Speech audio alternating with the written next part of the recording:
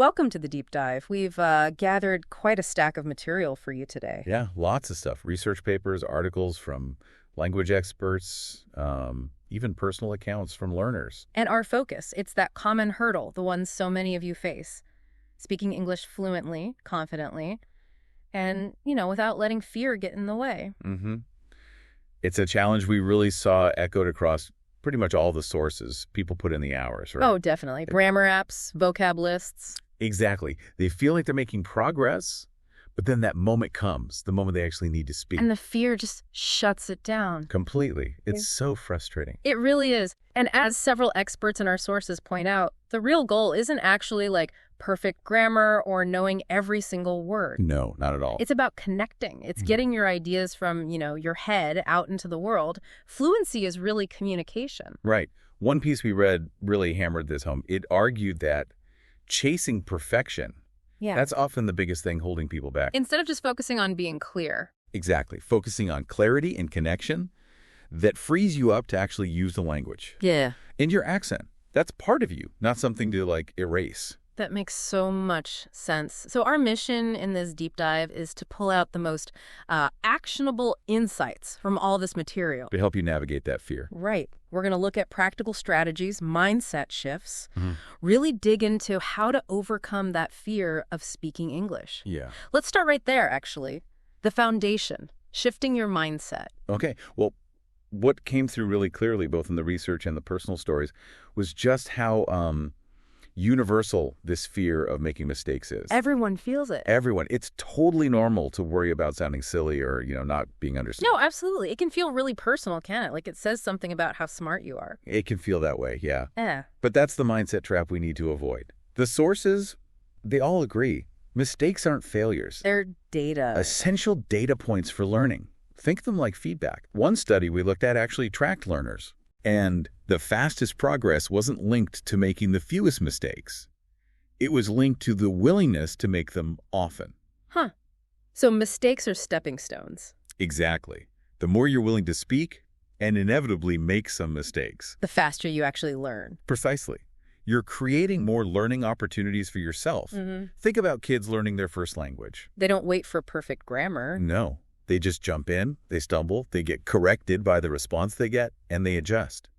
The research shows we learn better, faster, when that fear of slipping up is lower. Okay, that's a powerful reframe. Seeing mistakes is just part of the process, not proof you're messing up. Exactly. The focus needs to shift, away from policing yourself for every little error. Towards just communicating. Towards getting your message across. Yeah. Focus on the connection, not the flawless delivery. Okay, so step one, make friends with mistakes. What's next, according to the sources?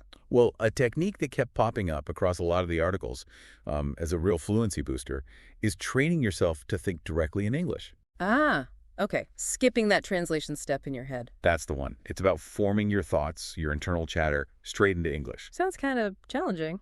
It does at first, maybe. Yeah. But the sources offer some really practical ways to build this habit, starting small. Okay, I'm listening. How do you even begin? It starts with small, consistent things you do inside your head. One idea was just narrating your day. To yourself. To yourself, yeah. Or even whispering quietly if you're alone. Describe what you're doing. I'm brushing my teeth. I'm making coffee. Where are my keys? Like a running commentary, but in English? Exactly.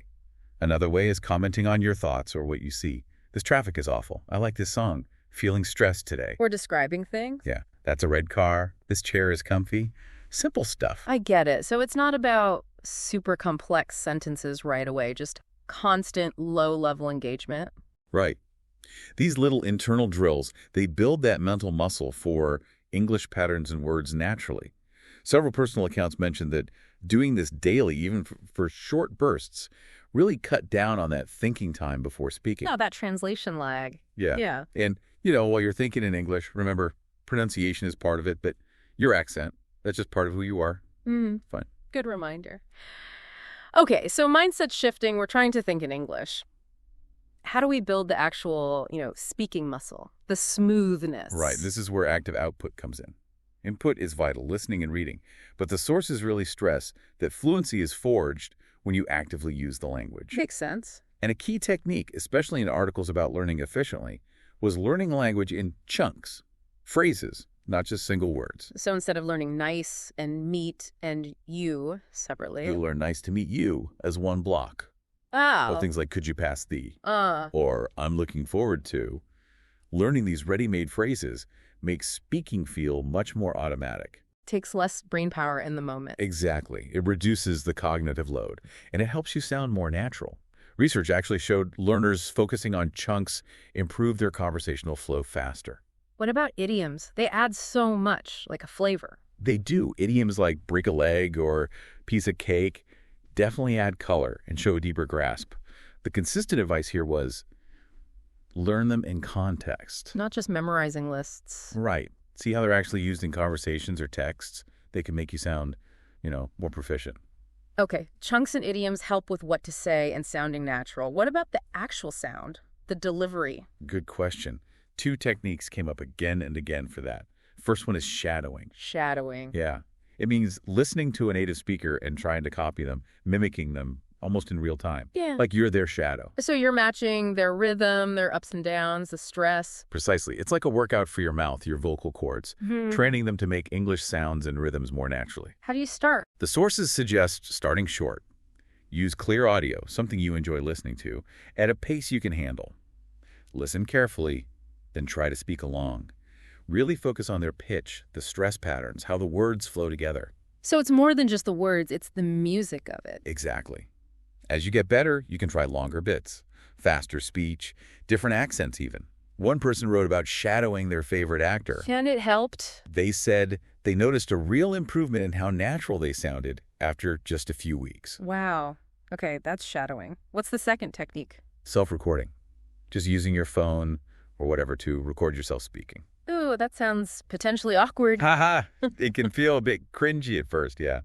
But the sources really highlighted how powerful it is. It gives you objective feedback you just can't get otherwise. You actually hear what you sound like. Exactly. Your pronunciation, where you hesitate, your rhythm, grammar mistakes you might miss while you're focused on just talking. It's like being your own speaker coach.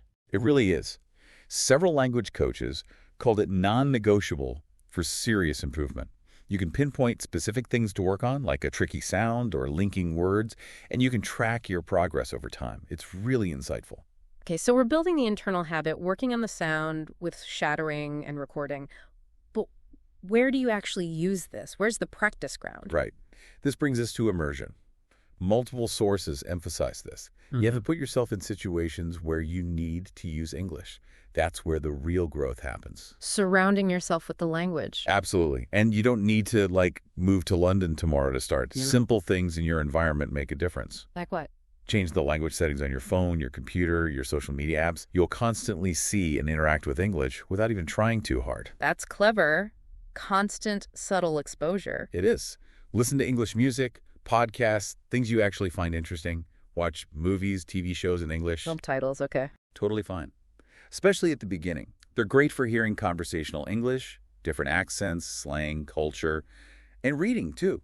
Books, news, blogs. Yep. Anything in English builds vocabulary and context, shows you different styles. Okay, so that's the input immersion. How do we find chances for output, for actually speaking? You have to actively seek them out. Joining English conversation groups came highly recommended. Especially if you're a bit shy. Exactly. They're usually safe, supportive places with other learners. Less pressure than jumping straight into conversations with native speakers sometimes. A practice zone. Kinda, yeah. Finding a language exchange partner is another great one. You practice together, help each other, learn about culture. Where do you find these? Look for local conversation clubs, maybe at libraries or community centers. Or online, there are tons of websites and apps for language exchange. The key is being proactive. You got to put yourself out there. You do. Now, when you are talking to native speakers, remember what we said about mistakes. Most people are patient. They get it. Start small. Definitely. Ordering coffee, asking directions, basic small talk. You don't need to launch into a deep philosophical debate on day one. Don't put too much pressure on it. Right. And maybe let them know you're learning. People are often more understanding, might even help you out. And please ask if you don't understand something. Better than just nodding along. Way better. Sure. Pretending you understand doesn't help anyone. Makes sense. And I guess the ultimate immersion, if you can swing it, is travel. Oh, absolutely. Several personal stories pointed to travel as the thing that caused the biggest jump in their fluency. How so? Well, choose a place you're interested in, obviously. But then try to interact beyond just the usual tourist stuff. Take a local cooking class, join a walking tour about something you like, just chat with people. It forces you to use it. It forces you to use English spontaneously for real-life things. It really pushes you past your comfort zone effectively. Turns the abstract into a real tool. Okay, so we've got the external stuff, techniques, environment. Let's circle back to the internal game. Mindset again, and maybe support systems. Yeah, mindset kept coming up. It's huge. You genuinely have to build the belief that you can do this, that you can become fluent. Self-belief is key. One article even cited it as a stronger predictor of progress than things like IQ or how much grammar you knew starting out. Wow. So how do you cultivate that? Well, one key trick is positive self-talk. You have to become aware of that negative voice in your head. The one saying you sound awful. Yeah, or you'll never get this. You have to catch it, challenge it, ask yourself, is this actually helpful? Is it even true? And then actively replace it with encouragement. Be your own cheerleader. You got this. Basically, yeah. It feels a bit weird at first, maybe, but practicing it rewires things. Another powerful tool mentioned was visualization. Like picturing success. Exactly. Take a few minutes, close your eyes, and vividly imagine yourself speaking English fluently and confidently. See yourself in a conversation, relaxed, understanding, being understood. A mental movie. It's mental rehearsal. It primes your brain for success and can actually reduce anxiety in real situations. It's like practicing the feeling of succeeding. Cool. What about support from others? Hugely important. Surround yourself with positive people. Join groups with fellow learners where you can share struggles and wins. Find teachers or tutors who inspire you. Having people who get it. Exactly. That encouragement is powerful fuel. And finally, maybe the most important thing, self-compassion. Being kind to yourself. Yes. Language learning is hard. You will have bad days. You will make mistakes that feel embarrassing. Be kind. Forgive yourself quickly. Don't dwell on it. Embrace the imperfection. It's okay not to be perfect. It's essential not to expect perfection. Patience with yourself is key. Okay. Now, talking about challenges, our sources also flag some common traps or pitfalls that learners often fall into. Knowing these might help people steer clear. Definitely. The first big one that came up over and over was translating word for word from your native language. Ah, the translation trap. It always sounds a bit off, right? Usually, yeah. English just works differently. Sentence structure, idioms, how things flow. Direct translation often sounds awkward or just plain wrong. And the fixes. Learning those chunks we talked about, and really paying attention to how native speakers actually say things, then imitating that. Mm-hmm. Oh, and using contractions. Like I'm, don't. Yes. They're everywhere in spoken English. Using them makes you sound much more natural. It's a small change with a big impact. Okay, good tip. What else? Well, the big one we started with. Letting the fear of speaking just paralyze you. It's worth mentioning again because it's such a barrier. Fear stops you from getting the practice you need. It does. And the only way through it, according to all the sources, is to just speak anyway. Start in those safe places groups, trusted partners. Mm-hmm. Keep reminding yourself, mistakes are how you learn. Don't let the fear win. Just start small. Action beats fear. Absolutely. Another related trap is perfectionism. Aiming for flawless English, especially early on. It's just not realistic. And it makes you anxious. Totally. Leads to hesitation, overthinking. Focus on getting your meaning across communication over perfection. The more you speak, even imperfectly, the better you'll get. Okay. What about grammar rules? Over-relying on them while speaking. Trying to mentally check every rule before you open your mouth. Slows you down. Sounds robotic. Exactly. Learn the grammar, understand it, but then practice speaking without getting too bogged down in analyzing every sentence. Fluency needs some automaticity. And related to sounding natural? Using language that's too formal? Yes, the textbook English problem.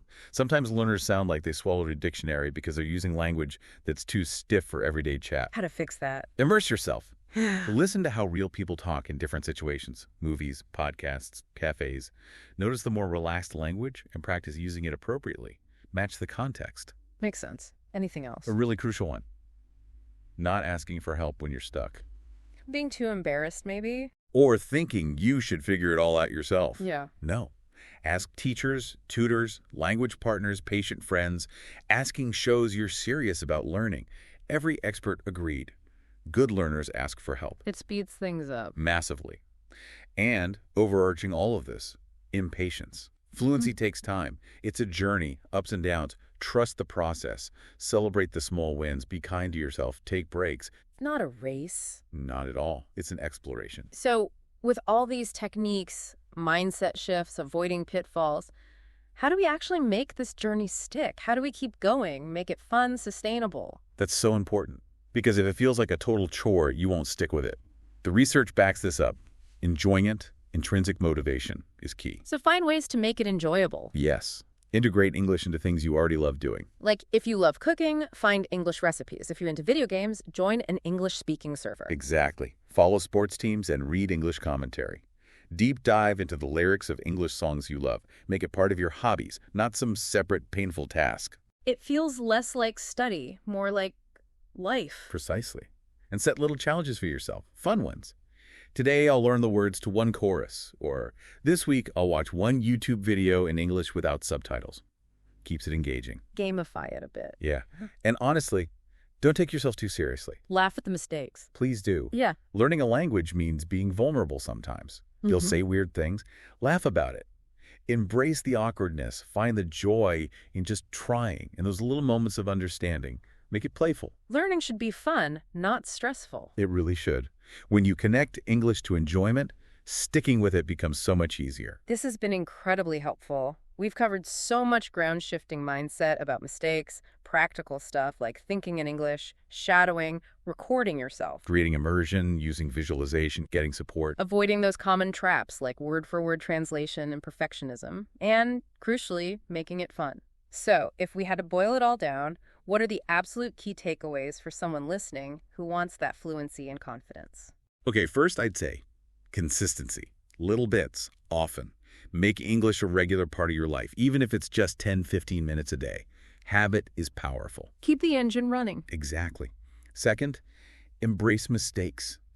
Seriously, change how you see them. They're not failures, they're feedback. They're signposts showing you where to focus next. Don't let fear of them silence you. Let them be your guide. Yes. Third, find your voice. Don't try to sound like someone else or erase your personality. Your accent is part of you. Focus on expressing yourself authentically in English. Bring your unique perspective. Be you, but in English. That's it. And finally, celebrate successes, big or small. Actively notice when you understand something new, use a phrase correctly, or just manage a simple conversation. Acknowledge your progress. Those small wins fuel the fire. They really do. Keep you motivated for the long haul. Because learning English is a dynamic journey, right? There's no magic finish line where you're suddenly fluent. It's ongoing. It's continuous communication, learning, connecting. And like our sources kept saying, this isn't just about learning a skill, is it? No, not at all. It's so much bigger than that. It's about opening up your world, connecting with millions more people, accessing information, culture, opportunities. It genuinely enriches your life. It unlocks things. It really does. New possibilities. So think about that. What does this all mean for you listening right now? Imagine expressing yourself effortlessly in English, connecting with people anywhere, chasing dreams that maybe felt blocked by language before. What's one small thing, one tiny step you can take today to start moving towards that vision? Using rest strategically, leveraging visualization, tracking progress, and knowing when it's okay to pivot. Yeah, and the core message running through all the material is that motivation isn't some fixed trait you either have or don't. It's really a set of skills you can learn and apply. And you don't need to try and use all of them at once, right? Not at all. Pick one that resonates when you feel that motivation dip. Often, the simple act of taking just a single step forward can be enough to reignite the spark. Motivation often follows action, not the other way around. You don't wait to feel motivated to start. You start, and then you begin to feel motivated. Exactly. And think about the benefits of pushing through those tough moments. You build resilience, you cultivate grit, you develop real confidence in your own capability. The difference between you and someone you admire who's achieved great things might just be time and persistence. Keep going. Keep fanning those flames. You absolutely have this. Thinking about capability, let's turn to another aspect of our inner world. Memory. You know that feeling, right? When a name is just right there on the tip of your tongue, or you walk into a room and completely forget why you went in there. Oh, definitely.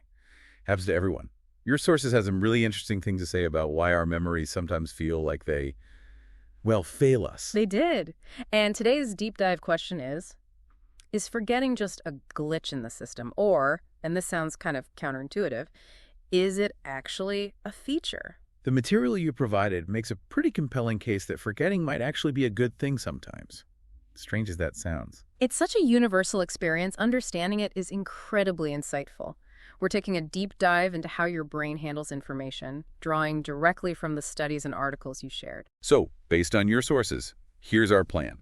We'll cover the basics of how we even make memories in the first place, the nuts and bolts. Then we'll dig into the main theories on why we forget, from everyday slips to some deeper issues highlighted in one of the studies. Okay, got it. Then we'll explore that surprising idea, how forgetting might actually be beneficial, as hinted at in the articles. That's the part I'm really curious about. That seems wild. And of course, we'll finish with practical tips from your sources on how you might actually improve your memory. Maybe remember where you put those keys more often. Always helpful. So how do our brains even form memories? What's step one? It starts with encoding. Your brain takes in sensory information sights, sounds, smells, and converts it into a format it can store. Think of it like typing information into a computer in a language the computer understands. Okay, and one article you shared specifically highlighted that attention plays a massive role in this stage. Absolutely. Encoding isn't passive.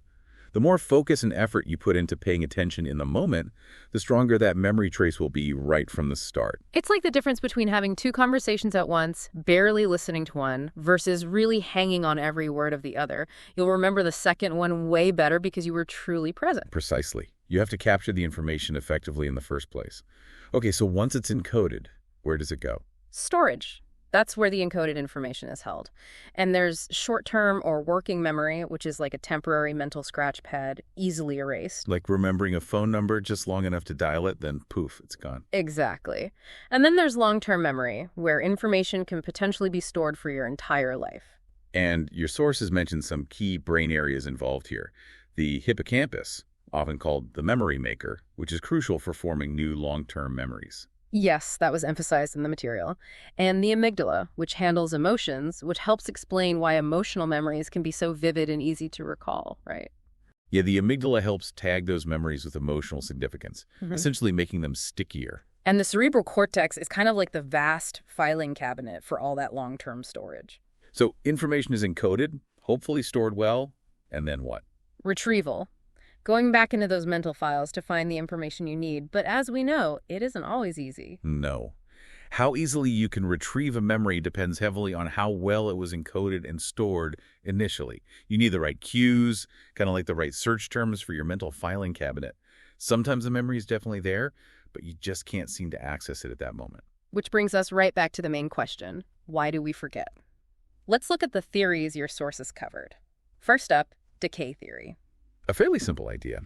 Memories, particularly in short-term memory, just sort of fade over time if they aren't used or revisited. It's the classic use it or lose it concept. Like a path through the woods getting overgrown if nobody walks on it. The neural pathways just weaken. Makes sense for temporary information. But what about things we feel like we know, but we just get them mixed up? Ah, that's where interference comes in. Your research paper went pretty deep into this. It's essentially when memories get jumbled up and compete with each other. And there are two main types, right?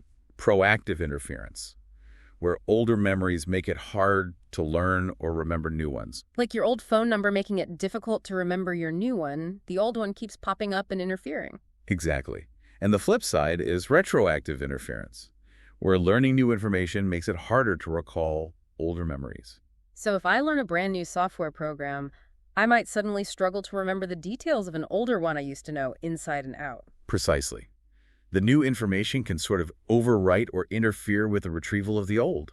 The more you learn, the more potential there is for this kind of jumbling. It's like the brain has limited mental slots for active recall at any one time. Interesting way to think about it. Okay, what's another reason for forgetting? Retrieval failure. This is when the memory exists, it's stored, but you just can't access it.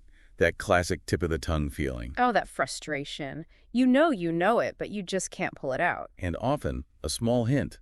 The first letter of a word, a related detail can provide the missing cue and suddenly bring the memory flooding back, which proves it was there all along, you just needed the right trigger. Huh. So the problem was finding the key, not that the file was completely gone. What about motivated forgetting? That sounds intriguing. Yeah, this idea, which was discussed in some of the psychology texts you sent over, suggests we might consciously or sometimes subconsciously bury unpleasant memories.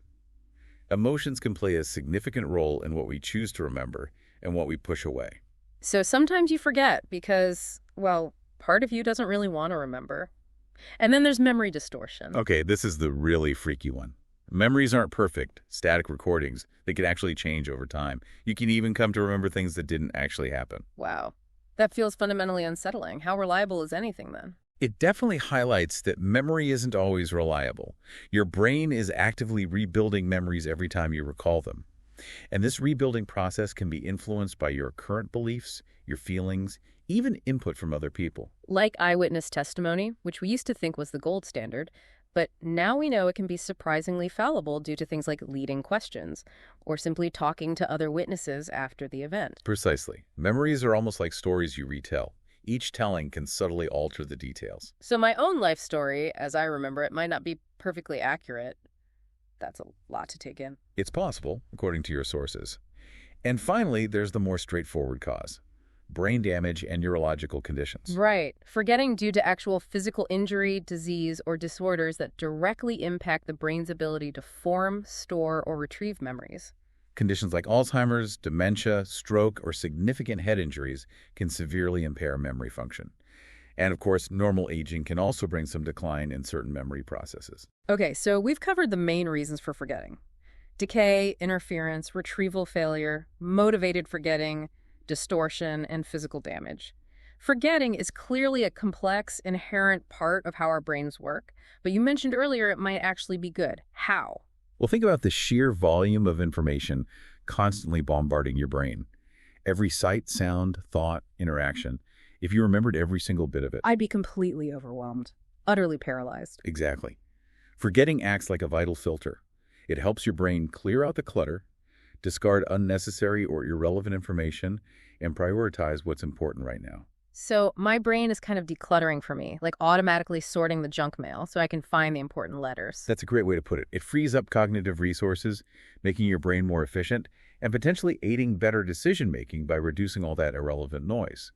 Remembering every single mundane conversation you ever had wouldn't actually be helpful. That makes a lot of sense, actually. And forgetting can also be really beneficial for emotional well-being. While it's not always easy, forgetting painful or traumatic experiences helps you move forward and builds resilience. So it's not just about thinking, it's about emotional processing and, frankly, survival. Letting go of the past to live more fully in the present. That's a really interesting perspective from your sources. It is. Okay, so forgetting is normal, maybe even helpful sometimes, but we still want to remember the important stuff. Are there practical tips to improve memory that came out of your sources? Absolutely. And a lot of them go right back to the basics of how memories are formed in the first place. Repetition, for instance. Simply recalling a memory strengthens it. Your sources highlighted spaced repetition specifically. Ah, yes. Reviewing information at increasing intervals over time.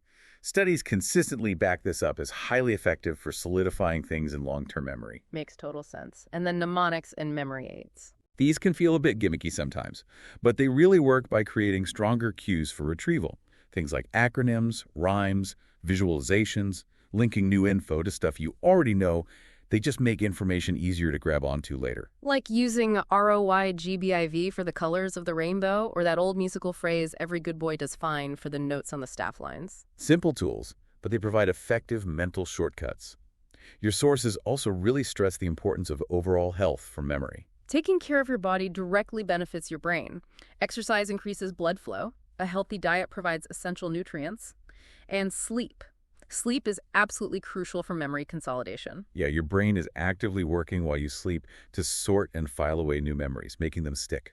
It's like essential overnight processing. And mental exercise, things like puzzles, reading, learning new skills, keeps the brain active and helps maintain cognitive function across the board. Physical health and mental engagement are both key.